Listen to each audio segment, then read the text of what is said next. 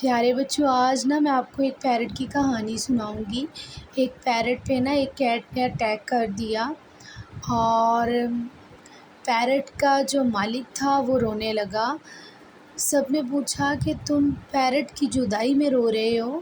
اس نے کہا میں پیرٹ کی جدائی میں نہیں رو رہا، بلکہ میں نے اسے کلمہ سکھایا تھا جو ہر ٹائم پڑھتا رہتا تھا، لا الہ الا اللہ۔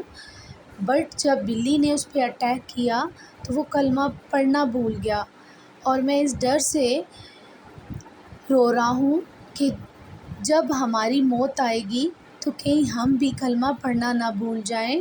اس وجہ سے میری اللہ پاک سے دعا ہے کہ جب ہماری موت آئے ہماری زبان پہ کلمہ ہو، لا الہ الا اللہ محمد رسول اللہ۔